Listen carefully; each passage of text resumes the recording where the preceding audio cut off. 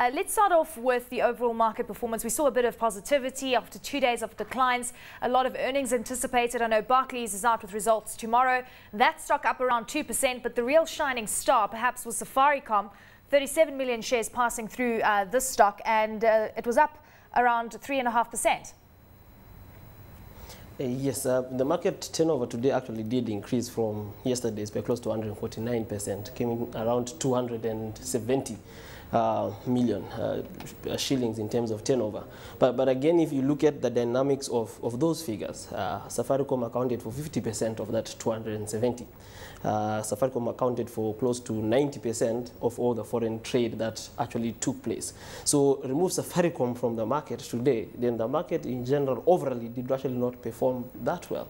So again, it brings us to that aspect of what will happen to the market if Safaricom actually pulls out of the market or reduces the number of shares they have on the market. So generally, the trend is still downward, and the excitement on results has not yet started to bring in the volumes you'd expect, especially on the banking sector. Well, it's interesting you say this because this sounds very familiar when it comes to Safaricom, because it was the darling of the stock exchange, and then we know Bharti came in and really disrupted the market. It seems that now it's very much in favor. Do you think that this kind of trend can continue because Safaricom has such a big weighting in the overall market on a day-to-day basis? It will trend more in a range. I don't see Safaricom going above 3 shillings 50, 60 cents. Neither will it go below 3 shillings for some time. It has enough support. Because of the increased voice revenues that they reported and people's anticipation of good full year results in March, you'll find there will still be a bit of activity on Safaricom, but the range will still remain between 3 shillings, 3 shillings 50 cents. So it will support the market from an inevitable slump that we would have seen in the beginning of this year and later parts of the year. Reginald, let's also just touch on the fact that we're going to see a slight decrease in the fuel price because the shilling has been quite stable. And then on the other hand, just look at the debate that is occurring with regards to the stability of the shilling going forward. It seems that there's a lot of politicking going on with regards to the resignation of the central bank governor as well, and the fact that Kenya won't be able to sustain the shilling at these levels. Is there a concern with regards to the impact it's going to have on the fuel price in the long term, despite the fact that we're seeing reprieve for now? Yes, the fuel prices dropped slightly by a point something on your normal fuels. That's your petrol, your diesel, and your kerosene. Kerosene is the one that benefited the most, dropped by close to 4%. But the issue is these are prices most probably agreed on in December. Because year-to-date fuel is actually up close to 8% year-to-date. So global fuel prices, they're around 118 from close to 100 where we started in the beginning of the year. So naturally we expect next month's fuel to slightly actually go up, even without including the Kenya shilling in the equation. Because the rate in which the Kenya shilling has strengthened, which is only 2% year to date, is not sufficient enough to suppress the rise in fuel prices.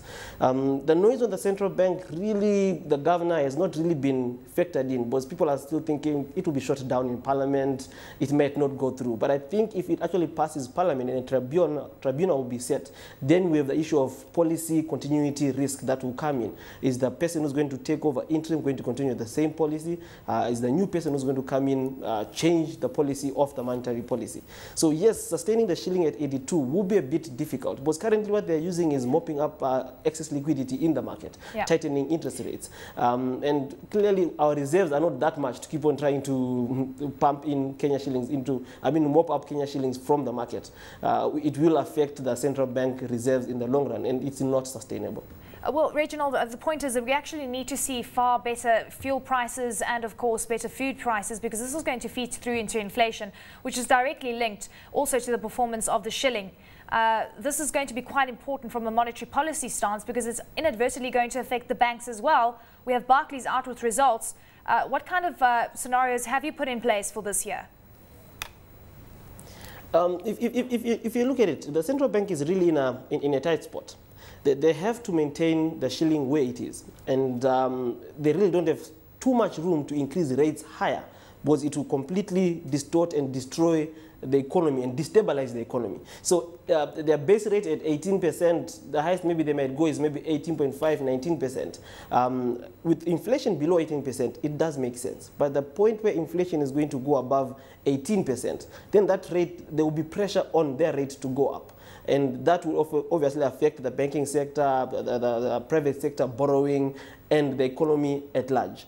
The current method that they've been using, which is using reverse repos to actually try and mop up excess liquidity in the market to make sure that the shilling is scarce, or that the supply of the shilling is scarce, is what has been working. But the question is, how long will they be able to do that without affecting their reserves, which will again will have a reverse effect on the shilling. So they're in a really tight spot, and they need to pray that fuel prices globally do fall down by themselves.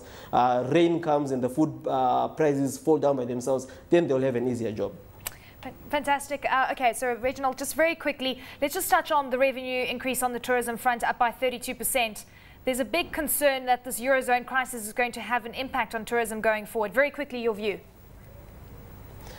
Yes, the Eurozone crisis will have an impact. I've not really seen the figures, but I would like to see the US dollar comparison between 2010 and 2011, because we need to factor in the drop in the exchange rate last year. So you might find our dollar receipts might actually have been lower than 2010, though the good part is that the numbers did go up. So it's something to ponder on.